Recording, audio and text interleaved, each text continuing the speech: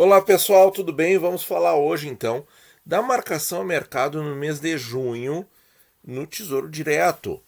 Esses dados aqui nós só modificamos o layout da tabelinha do Tesouro que a gente obtém lá na rentabilidade acumulada. Lá no fim do site você desce a página, vê a rentabilidade acumulada e no último dia útil do mês ou no primeiro dia útil do mês seguinte você olha lá, mas tem que estar no dia 30. Agora o Tesouro tem colocado isso, tem atualizado no dia seguinte. Antes era no mesmo dia, ele já deixava atualizado.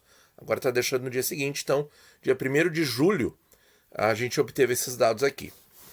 Tá? E eu mantive todos os papéis que o Tesouro tem disponíveis para resgate. Ou seja, investidores têm todos esses papéis. Investidores assim, aleatórios no Brasil, no exterior, têm esses papéis e eles podem resgatar. E os que estão disponíveis para nossa compra eu deixei numa cor mais forte, tá? Então, pessoal, olha só. Aqui no caso dos prefixados comuns, aqueles que a gente compra e recebe no vencimento, não tem juro semestral, a curva é normal, certo? Ó, quanto maior o prazo, aumenta prazo, aumenta prazo, aumenta prazo, aumenta a rentabilidade. Isso aqui é rentabilidade, certo? Então, no mês de junho, ela foi toda positiva, muito interessante. Então, houve um certo refresco aí nos prefixados no mês de junho. Já ao contrário, em maio, foi um pouco irregular isso aqui, certo? Porque houve bastante estresse ali no 23 e no 26, né? Os extremos da curva, a parte proximal e a parte distal, a parte curta, a parte longa. E no ano a gente pode trocar aqui por 6 meses, né? Porque isso aqui equivale a 30 de junho, na verdade são os 6 meses. Então até saiu matéria aí mostrando que nos 6 meses, no semestre, os títulos públicos tiveram prejuízo e tal. Não se assuste, certo? Não se assuste. A primeira informação que a gente tem que ver é o seguinte: o prazo do título não é 6 meses. Nenhum título tem prazo de 6 meses no Tesouro. Então, essa informação, na verdade, ela é só uma informação. Ela não deve ser base para decisão de nada, certo? E aí, quando a gente vê, bom, se 6 meses a rentabilidade ainda está negativa, logo, qual é a inferência que eu tenho que fazer? É que o preço está baixo ainda. Porque ele está rendendo negativamente, então o preço não só está baixo, como ele está diminuindo. E ele está diminuindo com relação, por exemplo, aos níveis de janeiro? Estão menores com relação aos níveis de janeiro? Sim. Então, isso representa o quê? Oportunidade de compra. Porque quem comprar agora, sim, vai ter uma rentabilidade melhor do que quem comprou lá em janeiro. Mas quem comprou em janeiro, certo? Não significa que está perdendo alguma coisa. Não. Basta ficar no prazo do papel. Bom, e aí nos 6 meses a coisa foi exatamente como nos padrões, certo? Quanto mais o prazo, maior o prejuízo, certo? Quanto maior o prazo. Então o 26 foi o que mais perdeu, o 22 foi o que menos perdeu. Na curva de 12 meses, o que acontece? Aí já fica intermediária a situação, porque o pré mais curtinho chega a ter alguma rentabilidade pelo tempo, certo? E os outros têm um prejuízo, mas menor do que 6 meses, porque o estresse realmente 2021, primeiro semestre de 2021, muito, muito tenso nas curvas de juros, tá? E o segundo semestre de 2020 não tinha sido tão estressante assim. Por isso que no acumulado de 12 meses a rentabilidade negativa não é tão forte. E aqui eu fiz um gráfico mostrando então a rentabilidade desses prefixados no mês de junho. Isso aqui é só o mês, tá, pessoal? E aí a gente vê aí com alguma variaçãozinha aqui no curto prazo, mas a gente vê o tradicional, o clássico, quanto mais prazo, mais rentabilidade, certo? Essa curvinha aqui nós vamos ver para todos os títulos. Bom, agora vamos para o prefixado com juro semestral, que no Tesouro nós só temos o 31 disponível para compra, mas estão espalhados por aí entre os investidores todos esses prazos aqui. Então, de novo, junho foi um mês tranquilo, certo? Houve rentabilidade de 4,5 a 5,5, 5,6 na curva, certo? Aí no prazo longo aqui o 29 ganhou do 31, certo? Então uma mera irregularidadezinha ali na curva, uma pequena assimetria, isso aqui não é problema. Nos 6 meses a gente vê o quê? A gente vê o 23, o mais curto, ganhando um pouco, e aí sempre vai ser assim, pessoal, período de estresse, tá? Seja o período de um mês, de um ano, enfim, período de estresse, os mais curtos tendem a não ter um prejuízo tão grande assim e até alguma rentabilidade positiva, certo? Então, o mais curtinho rendeu positivo e conforme aumenta o prazo vai ficando cada vez mais negativo. Já em 12 meses, olha só, o curtinho ganhou mais ainda, então quer dizer, porque não tinha tanto estresse no segundo semestre de 2020 comparado ao primeiro de 2021, certo? E aqui, então, o curtinho ganhando mais, vai entrando no médio prazo ganha, até o primeiro título de prazo mais longo também ganha, mas o mais longo mesmo não ganhou, ficou no prejuízo. Vamos ver em junho como ficou a curva dos prefixados com juros semestrais, está aí, ó. Então, uma curva tranquila também, clássica, né, em que no curto prazo você ganha menos, no longo prazo você ganha mais. Com essa pequena assimetria aqui, em que o 31 perdeu um pouquinho para o 29. Vamos ver os Selics, pessoal. Faz sentido falar na curva do Selic? Faz, gente. Faz porque eles ainda têm a taxinha extra, certo?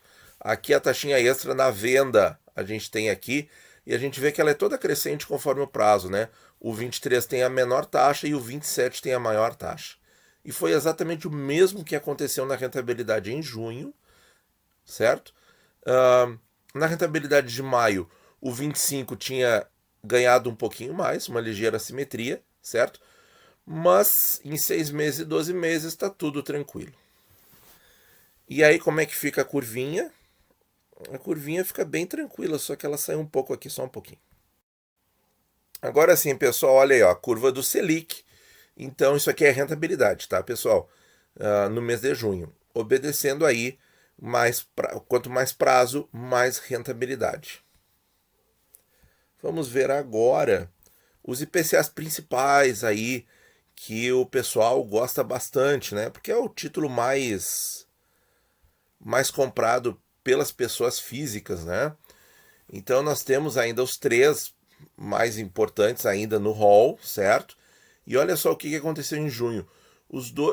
Essa curva ela tá bem irregular. Então muita oscilação, certo? A gente está vendo assim 2 coisas muito importantes sobre os tesouros IPCAs. Tem havido uma demanda mais alta no mercado de leilões, certo? Mas às vezes o Tesouro Nacional puxa o freio de mão e não oferta tantos títulos assim, mas realmente o mercado está demandando mais por esse tipo de papel. E a gente sabe também dos nossos vídeos aí em que eu mostro a dívida pública que eles estão custando mais para os cofres do Tesouro. Então, se esse papel está custando mais, o mercado quer, né? E aí acontecem assimetrias na curva. Então, nós temos aí o curto prazo rendendo menos que um prazo longo, que é o 2026, rendeu menos em junho do que o 35, que é um prazo longo, mas o prazo mais longo ainda rendeu mais ou menos intermediário entre os dois, certo? Na curva de maio, que foi uma curva mais estressada, houve prejuízo. E aí o prejuízo no prazo mais curto foi muito pequeno e no prazo longo foi bem grande, certo? Em 12 meses, em um ano, ó, os papéis ainda estão ganhando bem. Vão bem, muito obrigado. De 4 a 7, 9%. Mas vejam que é irregular, certo? Ó, o 35 ganhando mais que o 45, por exemplo. Certo? E aí isso vai refletir na curva de junho também. Vejam aqui, ó. O prazo mais curto perdendo um pouco. O prazo também curto do 26 perdendo mais. E aí começa o prazo longo no 35, já ganha mais e o 45 ganha menos. Então, quer dizer, uma curva aqui, ó, o que isso aqui quer dizer, gente? Só uma palavra, volatilidade. Só isso. Muita volatilidade nesses papéis. Por isso, a curva anárquica da rentabilidade desse jeito. Completamente diferente, olha só, da curva do Selic, da curva do pré-principal e da curva do pré com juros, tá?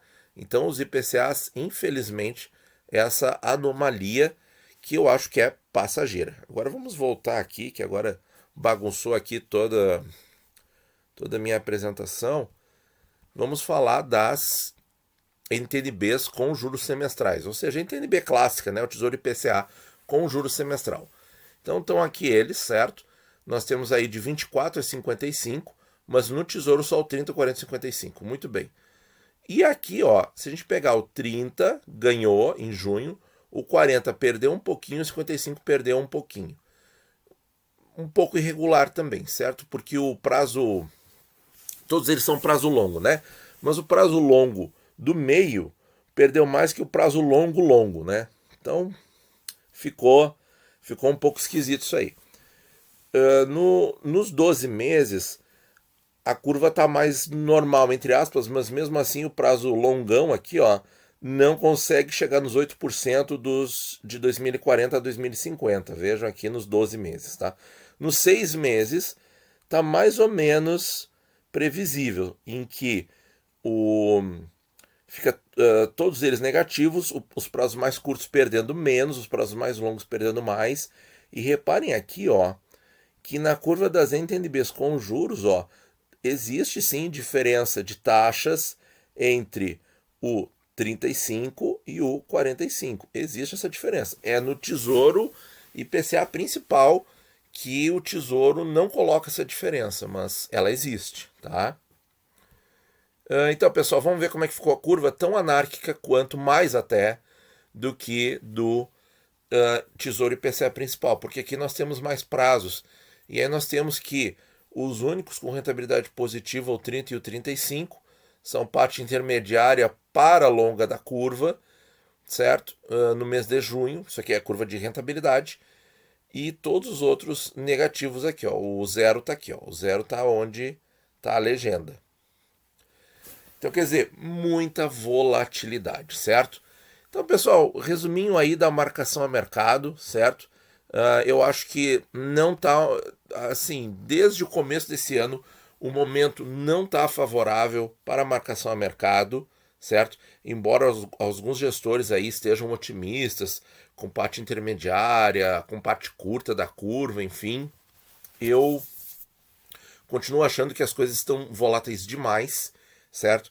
E nós temos sim como ganhar no Tesouro, que é mirando o prazo. Mirando o prazo não tem erro. E a outra possibilidade também é investir em títulos que te pagam cupons, porque você vai ter